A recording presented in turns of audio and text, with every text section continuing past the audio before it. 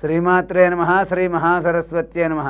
మనం ఈ రోజున విదేశీయానంలో కలిగే ఆటంకాలు ఏ విధంగా తొలగిపోతాయి?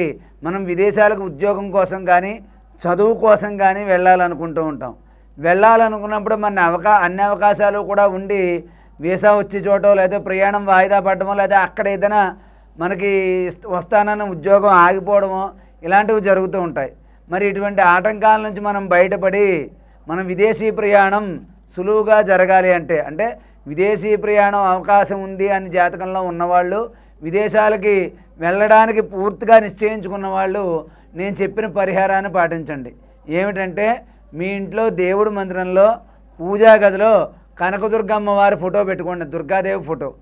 ఆ ఫోటో దగ్గర ఒక రాగి పళ్ళెం పెట్టి రాగి పళ్ళెంలో బియ్యం పోసి దాని మీద ఒక రావి ఆకు వేసి కొద్దిగా పసుపు కుంకుమ పెట్టి అక్కడ 3 ఒత్తులతోటి ఆవునేతితో 3 ఒత్తులతో దీపారాధన చేయండి. ఇలా దీపారాధన చేయడం వల్ల అదేవిధంగా మీరు 108 సార్లు శ్రీమాత్రే నమః, ఓం శ్రీ దుర్గాయే నమః అనే మంత్రాలతోటి 108 సార్లు అమ్మవారి దగ్గర కుంకుమ పూజ చేయండి. కుంకుమ పూజ చేసిన తర్వాత మీకు తోచినటువంటి తీపి పదార్థం తయారు చేసి అమ్మవారికి నైవేద్యంగా పెట్టండి.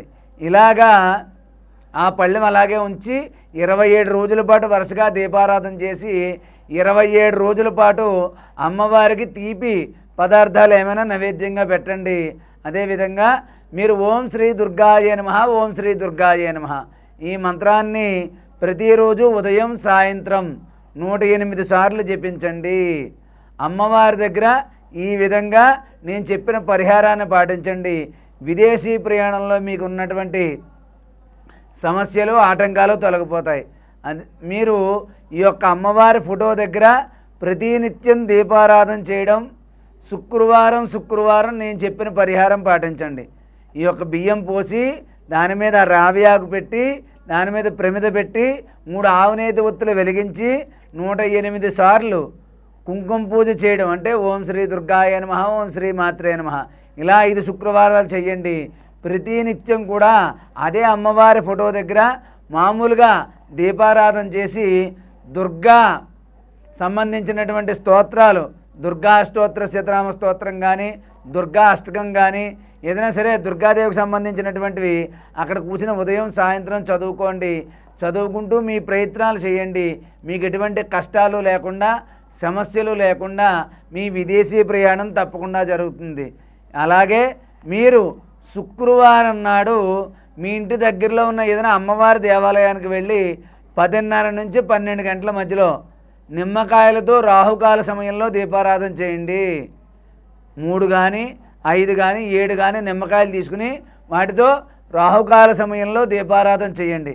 చేసిన తర్వాత సాయంత్రం పూట అమ్మవారి గుడి దగ్గర నిమ్మకాయతో చేసినటువంటి పులిహార అమ్మవారికి నైవేద్యంగా సమర్పించి తర్వాత ఎవరికైనా పంచిపెట్టండి.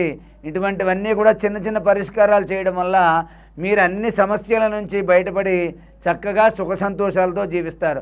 అదేవిధంగా మీకు ఏమైనా సమస్యలు ఉన్నా, మీకు ఏదైనా సరే సందేహాలు ఉన్నా వీడియో కింద మీరు కామెంట్ చేయండి. మీ సమస్యకి పరిష్కారం లభిస్తుంది. అదేవిధంగా మీరు ఏదైనా పూజా కార్యక్రమాలైనా ఇటువంటి సందేహాలు ఉన్నా కింద కనిపించే నెంబర్కి ఫోన్ చేయండి లేదా కింద కామెంట్ రూపంలో తెలియజేయండి. మీకు వెంటనే పరిష్కారం లభిస్తుంది. కాబట్టి నేను చెప్పినటువంటి పరిహారాలు పాటించి సుఖ సంతోషాలతో జీవించండి. సర్వే జనా సుఖినో భవంతు. స్వస్తి.